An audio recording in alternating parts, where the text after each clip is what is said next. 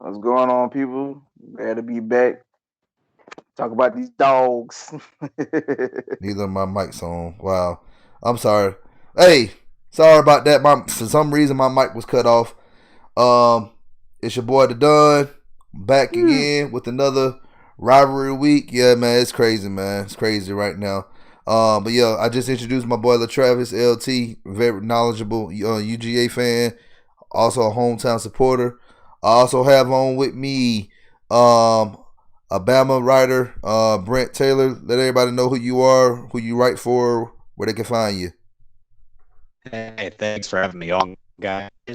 I'm Brent Taylor with Roll Bama Roll. It's a SB Nation affiliate. So you can follow me, BT Bama 22 on Twitter. And I, sometimes post funny stuff about Alabama football. Okay. I appreciate you joining us, man. Guys, if you're new to the channel, you already know what to do. Hit that subscribe button. Also, hit that like button. Share this content out with other line of sports fanatics. And hit us up in the comment section. As always, come holla at your hometown sports podcast. All right. Let's get into the news and Georgia collegiate sports, starting with UGA. 5-star O lineman and Maris Mims, he just committed to Georgia yesterday. Also, top running back Tevin White says Georgia's on his short list of schools. He narrowed it down to 6 schools. So will he join RBU? We'll see. The smart thing for him to do is just go ahead and sign, because hey, you want to make it to the NFL, you want to make it, be a first round pick or a second round pick, you might want to come on to go to school in Athens. Just saying. All right, Tech news. Former Texas Longhorn cornerback Kenyatta Watson, he would transfer to Georgia Tech. Texas thought they was back. They not back at all. So he making the right choice to come to a program that's on the upside. So that's good. Let me go over the scores from this past week. Currently in progress right now. Last time I checked, Georgia State was down 0-7 against Arkansas State. I felt like Arkansas State scored again because they was driving down the field. I got to check that score. I'll give y'all an update here in a second. Georgia Tech last Saturday, Friday, they played Louisville, and that was an upset, 46-27. Good job, Tech. And then UGA, we already knew Bulldogs was going to drag Tennessee. That score is 44-21. Upcoming games. That's who I need to be talking. That's who I need to be talking to right now. Hey, it's all right. I catch. Go into the FILA chat. Hey, go into the FILA chat after the show. He should be available. All right. Upcoming games this week. Georgia Southern play this Saturday against UMass at 4 p.m. That game will be broadcasted on ESPNU. Georgia Tech will play Clemson at noon. That game will be on ABC. And UGA, this is the game we're talking about tonight. They will play Bama. That game will be broadcasted at 8 p.m. on CBS, the home of SEC football. All right. So let's get into the big news. The Crips. I ain't gonna say the white elephant in the room. The Crips are elephant in the room. The COVID elephant in the room, as I should say. Nick Saban has been diagnosed with has been tested positive with COVID-19. There were rumors all week saying would they cancel the game or whatever the case may be. Some people saying that Saban gave himself COVID because of he don't want to face Kirby Smart and the Bulldogs defense. We don't know, man. We don't know. But there will be a game Saturday night. If Saban is fine or not fine. But what's your thoughts on that game, Brent? This whole COVID thing's pretty funny. I've been laughing all day. Everybody keeps asking me like, "Hey, what's Alabama going to do without Saban?" And I said, "Well, the last 2 times Alabama and Georgia have played, Alabama put in a backup quarterback, and you know how that went. So you just know Kirby Smart's been preparing for a backup quarterback. So to switch things up, Alabama's going with the backup coach." All right, what about you, Travis? That's the route he taking. They gonna win with the backup here. Man, come on, man. Listen, I mean, I understand y'all are the great, in the words of Stephen A. Smith, Alabama. But listen, man, we tired of being y'all little brothers. It's time for the little brothers to get us a win under our belt. Y'all been kicking on us for the last few years. I give y'all credit for that, but it's time for us to take over. Big brother, little brother, tired of getting beat on. Little brother finna get this win this Saturday. All right, y'all already on the prediction. The prediction supposed to be last. Anyway, so well, if Saban won't be able to coach, who will be the coach to fill in? I'm hearing some people saying Steve Sarkisian may end up be the head coach for the game, or y'all DC. Yeah, Nick Saban said in his press conference yesterday or last night that Steve Sarkisian would be stepping into the head coaching duties. And then he will also be continuing to call plays. I tell you what, if Steve Sarkisian finds a way and wins Saturday night, I'll be crying, but I'll be laughing at the same time. I'll be like, you gonna hear Bulldogs fans who are also Falcons fans, and they say, man, why he do this with the Falcons? That's gonna be brilliant. He just ruined it. I was expecting that man to be drinking on the sideline. I was expecting to cancel out, but now you just ruined it. I would be highly upset. Hey, I don't even know if Tuscaloosa. I don't even know if Tuscaloosa is a dry county or not in Alabama. Alabama do got some dry counties, by the way. So yeah, there's a couple of them left. Tuscaloosa is definitely not dry though. That's even. Hey, where y'all closest liquor store at? They probably sell liquor at the stadium. Hey man, I need that man drinking on the job Saturday. I need some of them unfortunate play calls coming in.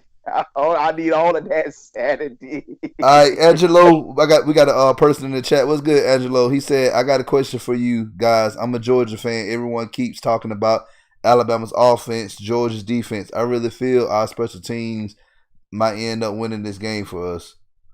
What y'all think? Our special teams is decent. I will give it credit there.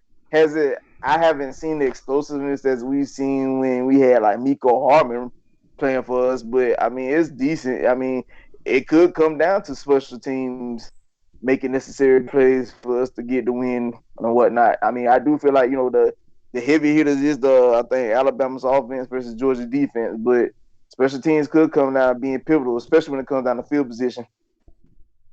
You know, Alabama's special teams this year, the punt and kick coverage units have been great. And then the punt returns is Jalen Waddle, which we know he's great, but nobody's actually punted to him this year so far. So we'll see there. Field goal kicking is always a problem. Has been for, I don't know, maybe a couple of millennia now. I don't think Alabama's ever correctly made a field goal. But, you know, the current kicker looks all right in the 2 he's attempted this season so far. Punting has been less than stellar. It's a walk-on punter. I think he's been averaging 37 yards per punt or so. So not great, but the coverage has been there, and I don't think any of his punts have actually been returned. Okay. All right, and another question from Angelo. He said, we have a world-class punter, great kicker, and I want waited for one of our return guys to run one back. What is your feelings on that? No one seems to be talking about special teams. For Georgia? Yeah, Georgia. I mean, he is right about what he said about our punting unit and our field goal unit. I mean, I can't lie. When Hot Rod went to the NFL, I was very questionable about the field goals, but I mean the guys that have been kicking for us recently, he's been pretty good. I give him credit for that. I mean, like I said, it's been one of our return guys. They've been decent, but they haven't really been like eye popping like we've seen in years past.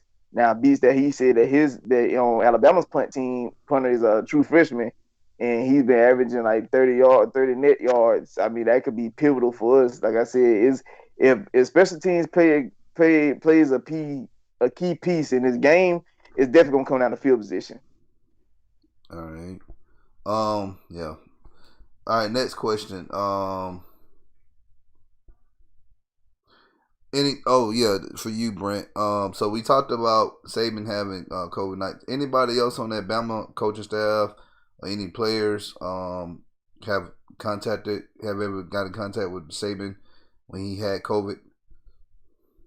So as of now, the athletic director Greg Byrne tested positive along with Saban, and nobody else so far on the team or any of the staff has been announced to have tested positive. Okay. All right. Um. I will say this as a football fan, as a human being, I do wish everyone's well and good health. I mean, even though Saban is Saban, he coaches the great Alabama. I mean, I do think the man is a phenomenal human being and a great coach. So I do wish him and your athletic director a speedy recovery. Yeah. Yeah. Yeah. Same here, man. Like I don't wish that on nobody. I know we want to win, but we also want to win fair, and because that way it won't be no excuses if if somehow Georgia pull off a win.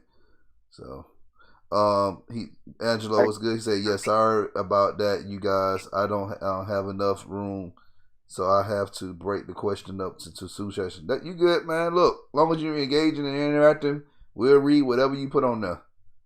So keep them coming with your questions. All right, another question I got for you, LT. Should Kendall Milton get the start over Zamir White? That's a good question. I would have to say I wouldn't give it to him quite yet. I mean, don't get wrong, he has had some decent showings, but I also look at it where Zeus has been kind of somewhat wearing down the defense, and then Kendall Milton being able to get in the game and his potential. I would rather keep the rotation as is. Um, I don't think he deserved to start quite yet, but I mean, like I would say keep giving him touches, if not give him a little more touches than what he's been seeing. Because like I said, whenever he's touched the ball, man, he's been phenomenal to look at. Even showed flashes of what Nick Chubb was when he was here. So definitely give him more touches.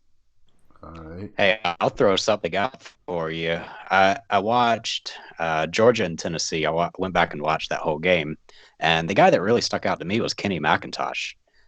He's a little smaller, faster, more of a receiving back. And man, Ole Miss's receiving back and Texas A&M's receiving back have just given Alabama's defense all kinds of problems. So to be honest with you, Kenny McIntosh is the one that worries me the most. Yeah, I Yeah, saw McIntosh. he's McIntosh very. did. Yeah, he played well against Tennessee last week. Go ahead.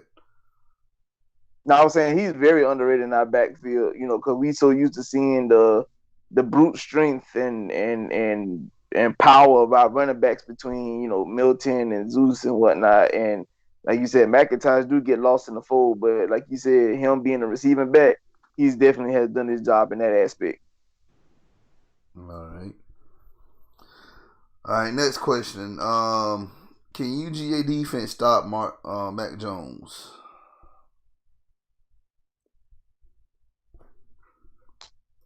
Honestly, I feel like UGA defense could pretty much go against anybody in the nation. I mean, at this point, though, one thing I don't take away from Alabama is they do have a great coaching staff. Like I said, even though Nick Saban won't be in attendance for the game due to obvious reasons, I will also and I fully expect him to have his coaching staff and his team fully prepared for this game. I don't put nothing past them. All right. How do you, Brent? Yeah, How you think Mac Jones will perform against this UGA defense? That's pretty much top in the country right now. I kind of wonder about UGA's secondary cornerbacks and how they're going to match up with Alabama's receivers. Alabama's receiving crew has been a mismatch for everyone for, I guess, 3 years now. And I know Georgia's new secondary, you're missing who all did you graduate last year? Baker and a couple other guys. Well, Baker been gone for Yeah, last. I think J.R. Reed ended up leaving Yeah, Baker, after Baker, last. Baker ain't playing for nobody right now. We ain't gonna talk but about that. We ain't gonna talk. so the secondary, that's an area we're going to watch. But on the other hand, Georgia's front seven is scary. And the one thing Mac Jones has not faced this year has been a consistent pressure. So when he hasn't been pressured, and he's made all the throws all game long. But in his game against Auburn at the end of the year last year, when he got a blitzer in his face, we ended up with a couple of pick sixes. So that I think that's where it's going to come down to. If Georgia manages to keep pressure on him, then they've got a very good shot. If they don't get pressure on him, I think he's got the ability to, make the cornerbacks and secondary pay for it. I will say this: like Alabama, definitely, their receiving core has been one of the better receiving cores that I probably ever seen from them in a minute. And they definitely can, like you said, we don't get pressure on Matt Jones. Just he can't shred us. I would not say he would not. It's like this man could possibly go off against us if we don't get pressure. But with Georgia defense, I know Kirby Smart gonna have that front seven very well prepared to bring pressure. So it's gonna be a game for you guys to get to see what he can do, because I do feel like in heart of hearts, Georgia front seven will bring everything they possibly can at him. Can he perform under that pressure? Is what, as an Alabama fan, you will be trying to find out this Saturday. Yeah, and that's something we don't really know yet. It's something we're all kind of quietly nervous about. I bet. Just be and our quarterback position. He's been playing well due to coaching and the rushing attack, but and of course great defense helping them out as well. But with Bennett as our quarterback in a game like this, I'm kind of nervous for him as well. This isn't no regular matchup. I understand Tennessee was kind of big, but man, you playing Alabama, man. The lights is bright. The world gonna be watching.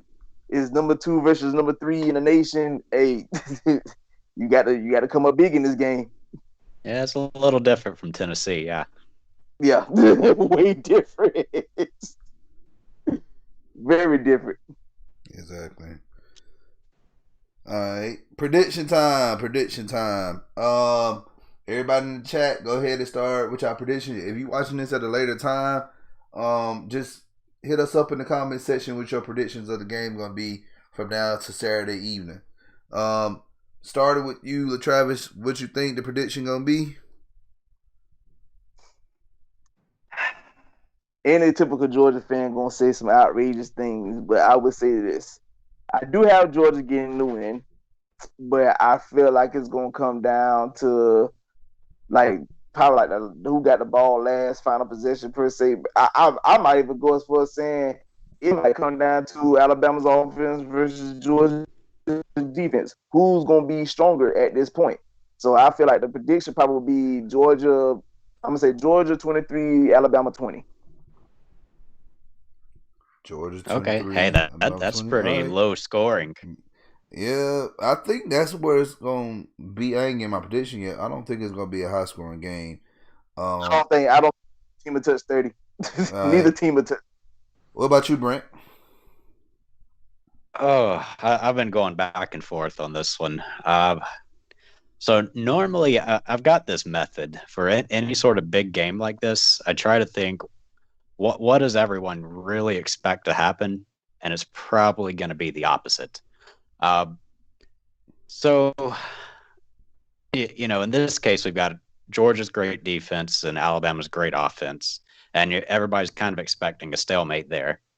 And we're also looking at Alabama with I call it kind of a wet noodle defense. And Georgia's offense has been kind of hit or miss. You got a new quarterback, and the running game hasn't quite been there. So everyone's kind of expecting, again, a draw there. So the opposite of both of those is in one side. I think Alabama's offense is going to put up some points on Georgia's defense, and nobody's really expecting that. On the other hand, I also think Georgia's offense is going to put up a lot of points on Alabama's defense, and this one's going to end up being probably like a 42-38 barn burner kind of deal. Wow. So now which one goes the 42 and the 38? Flip a coin. I think. Hey, I'm a Bama guy. I'm gonna have to go Bama. Man, come on, man. Don't even try to I did it for me. Don't do it for yourself. Yeah, exactly. Just be real with yourself, man. All right.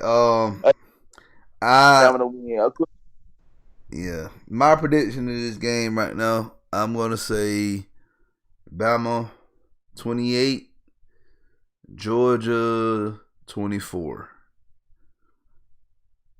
Sorry UGA fans. What'd you say? It will be I'm saying it will be a one-score game. I don't see either team winning by double digits unless like some sort of defensive touchdown or special team touchdown come about. Other than that, it's definitely going to be a one-score game. Yeah, I say 28-24. If it goes to 2 scores, I think it'd be an end of game kind of thing. Yeah. Right. 28-24 is my prediction, and I feel like, Bama should win. But hey, my thing is, and I preach this a lot, whoever can control the clock, whoever can get turnovers, they're going to win no matter what in this game, because you can't make mistakes. Bama can't make mistakes. UGA can't make mistakes. And we've seen how these two teams have played the past few times before in the national championship game, in the SEC championship game back in 2018. So, we made some crucial mistakes in that game that cost us a natty, and it also cost us a trip to go back into the playoff and win the SEC championship that year as well. So that's my take on it. So, and man, ask you this: how Alabama's rush defense? Well, they looked really good the first 2 weeks, and then Ole Miss put up 11,000 yards on them rushing. So not great. They might want to put a sole focus on that, because we are going to run that football. You better believe that. Yeah, I'm a little worried. I think this is going to end up looking a lot more like the 2012 Alabama-Georgia game, where, neither team can stop the other's run, and it just keeps on going back and forth. And I don't know if my heart can take another ending on a tipped pass at the last second. Yeah, that game was pretty stressful. Oh, I remember when that ended, I just laid down on the floor for a little while. Well, I felt like in that game that, Alabama had a great season, but I don't think the competition was as fierce on the SEC West that year. So when they played Georgia, y'all was getting everything y'all can handle that in that game. That was the national championship. Notre Dame was an afterthought after that. Oh, I forgot the national championship of that game was on. And when I thought about it, I said, oh, snap, the national championship game on. I checked the score, and it was like the first quarter, and the score was like 21-0. I was like, well, I'm going to continue to play basketball because ain't no nigga watch that. All right. Well, hey, Brent, man, I appreciate you coming on once again. Let everybody know who you are, where they can find you. Like where they can find you on Twitter or whatever, because I'm pretty sure there would be some Bama fans that's listening right now. Yeah. So you can follow our actual blog's Twitter account. That's at RollBamaRoll. And then if you just want to follow me specifically, I'm at BTBama22. All right. And once again, man, thank you for coming on. Angelo, he said his prediction is Georgia 34, Bama 25. Wow. We'll see. And then also, man, appreciate you. Yeah. What'd you say, LT? I would say I don't see that, but we'll see. Yeah, we'll see, man. I just don't see that type of score. All right. Hey man, appreciate you coming on too, man. Let everybody know where they can find you at. People can find me on Twitter at wordplay_kid26. You know me. I'm always gonna be a hometown supporter. All right, you guys. We about to sign off. I'm not anticipating getting off this live because the Braves are down 1 run. And I hope it just don't be one of them nights. But anyway, hey, if you're new to the channel, you already know what to do. Hit that subscribe button. Also hit that like button. Share this content out with other college sports fanatics. And hit us up in the comment section. As always, come holla at your hometown sports podcast. We'll see y'all Sunday afternoon during the halftime report for the Falcons game. Y'all have a great evening. Enjoy the rest of your evening. I'm going to try to do that. It's going to be hard, especially us Braves fans. We out. Tell them boys play time's up. Tell them put the house on me. They can put the house on me. Tell them put the house on me. Tell them boys play time's up. Tell them put the house on me. They can put the house on me. Tell them put the house on me. Tell them boys play time's up. Tell them put the house on me.